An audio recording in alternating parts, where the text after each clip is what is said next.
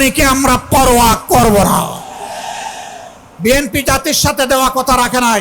আমরা বিএনপিকে বলছি, দেশ এবং জাতির স্বার্থে আপনারা ভুল সংশোধন করে জনগণের কাতারে আসুন। সহজে কানে পানি ঢুকবে না, তখন সিরিঞ্জ দিয়ে যদি ঢুকাইতে হয় সে পানি আমরা ঢুকাবো।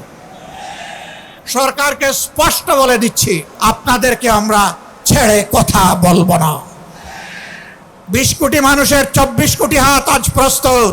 সীমান্তে সুড়সুড়ি দেওয়া হচ্ছে।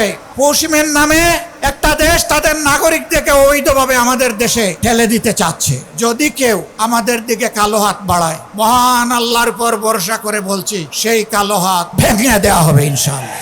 তোমরাই শুধু যুবক নও, জাতির প্রয়োজনে বয়স যাই হোক আমরাও যুবক। একসাথে আমরা লড়াই করব অন্যায়ের বিরুদ্ধে। অন্যায়ের কাছে আমরা মাথা নত করব না। আমাদের নেতৃবৃন্দ হাঁটতে হাঁটতে ফাঁসির তক্তায় দাঁড়িয়ে মুচকি হাসি দিয়ে আমাদেরকে শিখিয়ে দিয়েছেন, জাতির জন্য প্রয়োজনে তোমাদেরকে ওই মুচকি হাসি দেওয়ার জন্য তৈরি থাকতে হবে। যদি ফয়সালা সংসদে না হয়, তাহলে যেখানে কথা বলতে মাননীয় স্পিকার বলতে হয় না, যেখানে কথা বলতে স্পিকারের অনুমোদন লাগে না, সেই খুলনার মাঠ, বরিশালের মাঠ, চট্টগ্রামের মাঠ, কুমিল্লার মাঠ, সিলেটের মাঠ, ময়মনসিংহের মাঠ, রংপুরের মাঠ, রাজশাহীর মাঠ, বগুড়ার মাঠ, সব জায়গা থেকে আগ্নেয়গিরি তৈরি হবে। এই আগ্নেয়গিরির দাবানলে সমস্ত আবর্জনা পুড়ে সারকার হয়ে যাবে। আসসালামু আলাইকুম ওয়া রাহমাতুল্লাহ। প্রিয় খুলনাবাসী, আপনারা কেমন আছেন? আলহামদুলিল্লাহি রাব্বিল আলামিন, ওয়াসসালাতু ওয়াসসালামু আলা রাসূলিহিল কারীম ওয়া আলা আলিহি ওয়া সাহবিহি ওয়া আহলি বাইতি আজমাইন। গণভোটের জনরায় বাস্তবায়ন এবং দ্রব্যমূল্যের লাগামহীন ঊর্ধ্বগতি, আইন শৃঙ্খলার অবনতি, সীমান্তে বাংলাদেশকে সুড়সুড়ি, এর প্রতিবাদে আয়োজিত আজকের খুলনা বিভাগীয় এই সমাবেশের সম্মানিত সভাপতি, খুলনার জনগণের প্রিয় মানুষ, মাটি এবং মানুষের নেতা, সাবেক জাতীয় সংসদ সদস্য জনাব মিয়া গোলাম পরওয়ার, মঞ্চে বসা 11 দলের সম্মানিত শীর্ষ নেতৃবৃন্দ, খুলনা অঞ্চলের নেতৃবৃন্দ, প্রিয় খুলনাবাসী এবং সাংবাদিক বন্ধুগণ, আমি লম্বা বক্তব্যের দিকে যাব না। আজকের দিনের বেশিরভাগ সময় অত্যন্ত কড়া রোদ ছিল। ভীষণ কষ্ট করে আপনারা এখানে বসে আছেন ঘন্টার পর ঘন্টা।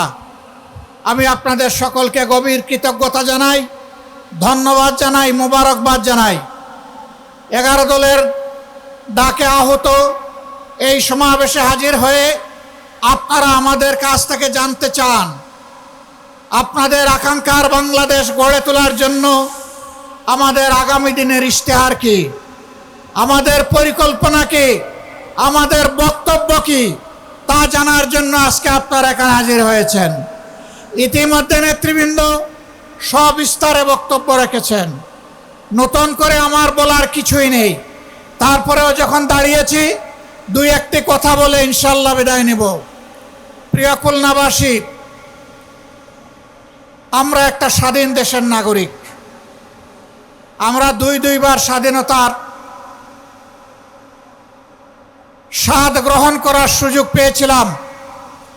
47 সালে অখণ্ড ভারত থেকে স্বাধীন হয়ে তৎকালীন পাকিস্তানের একটি প্রদেশ হিসাবে, পূর্ব পাকিস্তান হিসাবে, পাকিস্তানি শাসকেরা জাতির সাথে দেওয়া ওয়াদা রক্ষা করেননি, যার কারণে একটি যুদ্ধ অনিবার্য হয়ে উঠেছিল। রক্তক্ষয়ী মুক্তিযুদ্ধের মধ্য দিয়ে হাজার জীবনের বিনিময়ে বাংলাদেশ আবার দ্বিতীয়বার স্বাধীন হলো। এবার জনগণ আশা করেছিল এদেশের মানুষই তো আমাদেরকে শাসন করবে, আমরা আশা করি এ মানুষগুলো আমাদের উপর অবিচার চাপিয়ে দিবে না, বৈষম্য করবে না, রাষ্ট্রের সম্পদ চুরি ডাকাতি লুণ্ঠন করবে না, দেশে হত্যার রাজনীতি চালু করবে না, আমাদের গণতান্ত্রিক অধিকার হরণ করবে না। কিন্তু দুর্ভাগ্য, মানুষকে এই ওয়াদা দিয়েই তারা ক্ষমতায় এসেছিলেন, তারা তার সবগুলা লঙ্ঘন করেছিলেন। জনগণের বিরুদ্ধে তারা অবস্থান নিয়েছিলেন, জনগণের রায়ের কোনো তোয়াক্কা তারা তখন করেননি। বহুদলীয় গণতন্ত্র হত্যা করে একদলীয় বাকশাল কায়েম করেছিলেন।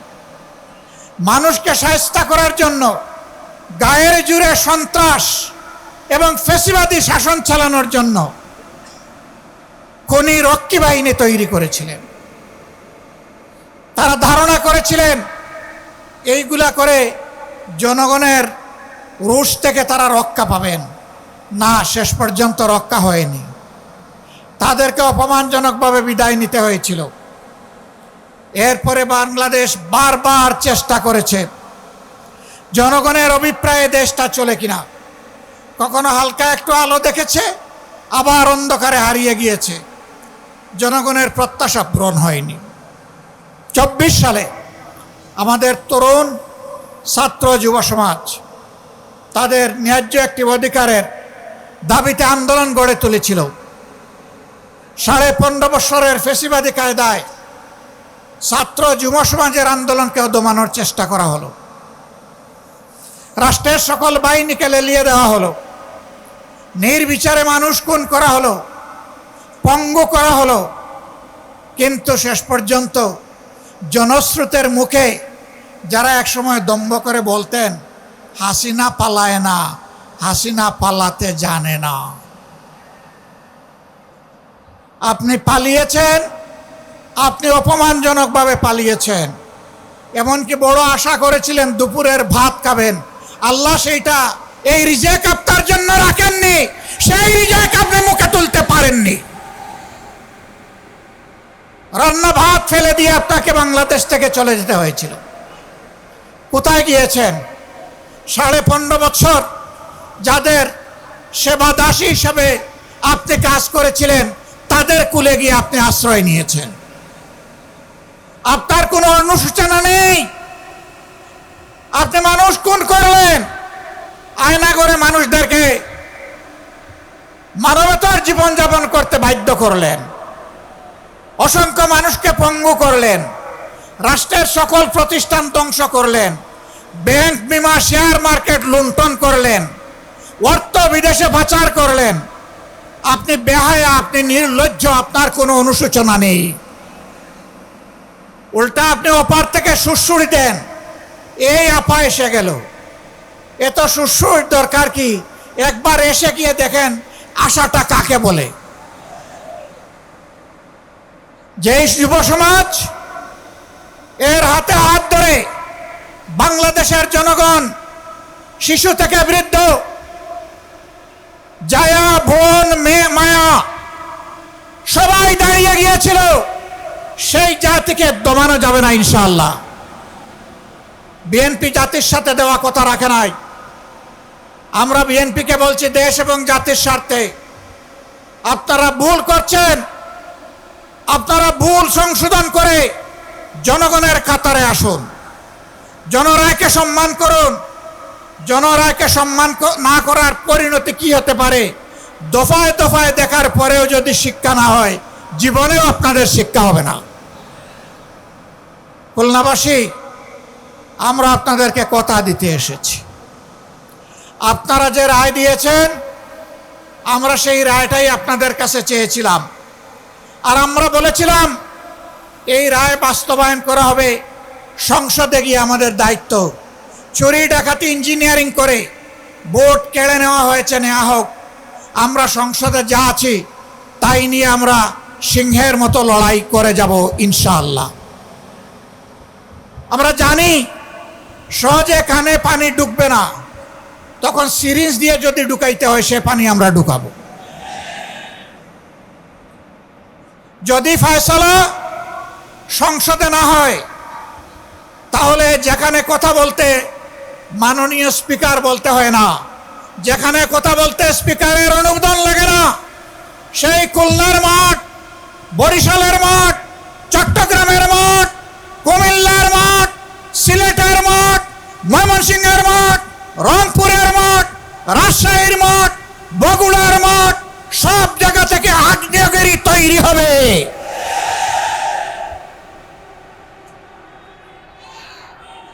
এই আগ্নেয়গিরির দাবানলে সমস্ত আবর্জনা পুড়ে ছারখার হয়ে যাবে। আমরা চাই না দেশে কোনো বিশৃঙ্খলা সৃষ্টি হোক। এ দেশকে আমরা ভালোবাসি।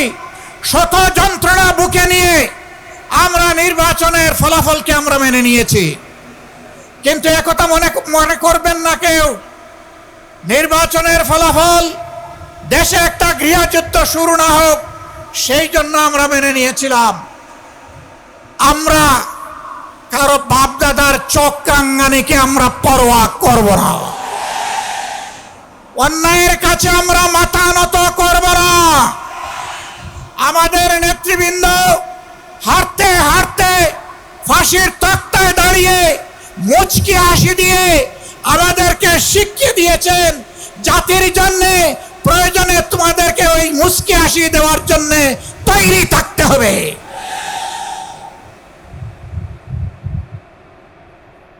খানজাহান আলী শাহ মখদুম, শাহজালালের এই বাংলাদেশে জনগণ সেই মুচকি হাসি দেওয়ার জন্য প্রস্তুত। আমরা কোনো আধিপত্যবাদের কাছে মাথা নত করব না। সরকারকে স্পষ্ট বলে দিচ্ছি, যদি এই দেশবাসী এবং আমরা দেখতে পাই আধিপত্যবাদের সামনে আপনারা মাথা নত করছেন, আপনাদেরকে আমরা ছেড়ে কথা বলবো না। সাবধান। 20 কোটি মানুষের 24 কোটি হাত আজ প্রস্তুত। সীমান্তে সুড়সুড়ি দেওয়া হচ্ছে। পশ্চিমের নামে একটা দেশ তাদের নাগরিকদেরকে অবৈধভাবে আমাদের দেশে ঠেলে দিতে চাচ্ছে। আমাদের মুষ্টিমেয় বিজিবি সদস্য সীমান্তে যখন দাঁড়িয়ে গেছে, জনগণ তখন তাদের ডান হাতে পরিণত হয়েছে। এই ডান হাত সারা বাংলাদেশের 20 কোটি মানুষ। অতএব আমরা চাই না আমাদের কোনো প্রতিবেশীর ঘুম এবং শান্তি কেড়ে নিতে। আবার কোনো প্রতিবেশী আমাদের দিকে তাদের কালো হাত বাড়াক, ওইটাও আমরা চাই না। যদি কেউ আমাদের দিকে কালো হাত বাড়ায়, মহান আল্লাহর উপর ভরসা করে বলছি, সেই কালো হাত ভেঙে দেওয়া হবে ইনশাআল্লাহ। প্রিয় খুলনাবাসী, মনে হচ্ছে আরেকটি অনিবার্য বিপ্লবের জন্য প্রস্তুতি নিতে হবে। আপনারা কি সেই প্রস্তুতি নিতে রাজি আছেন?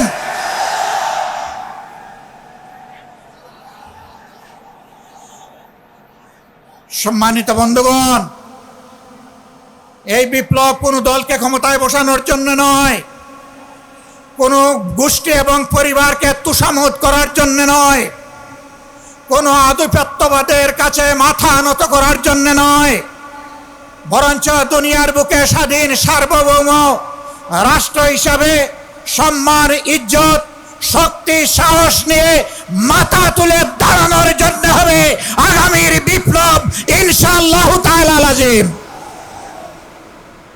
সেই অনিবার্য বিপ্লবের প্রস্তুতি নেওয়ার আহ্বান জানিয়ে একটি শোষণ, দুর্নীতিমুক্ত, চাঁদাবাজ মুক্ত, দলীয় প্রভাব মুক্ত একটি মানবিক বাংলাদেশ গড়ার জন্য আমি যুব সমাজের প্রতি আরেকবার প্রাণ খুলে আহ্বান জানাচ্ছি। যুবকরা সব প্রস্তুত আছেন? এক মুরব্বী হাত তুলেছেন। আমার ধারণা ওনার বয়স হবে 75 বছরের কাছাকাছি। মানে যুবকদেরকে তিনি জানিয়ে দিলেন, তোমরাই শুধু যুবক নও, জাতির প্রয়োজনে বয়স যাই হোক আমরাও যুবক। একসাথে আমরা লড়াই করব অন্যায়ের বিরুদ্ধে, আধিপত্যবাদের দূষরদের বিরুদ্ধে, দলখানাদের বিরুদ্ধে, চাঁদাবাজদের বিরুদ্ধে, দুর্নীতিবাজদের বিরুদ্ধে, আমার শিশুর সন্তান যে কেড়ে নেয় সেই দর্শকদের বিরুদ্ধে। আল্লাহ হাফেজ। বাংলাদেশ জিন্দাবাদ। 11 দলীয় ঐক্য জিন্দাবাদ। খুলনাবাসী জিন্দাবাদ। আসসালামু আলাইকুম ওয়া রাহমাতুল্লাহ।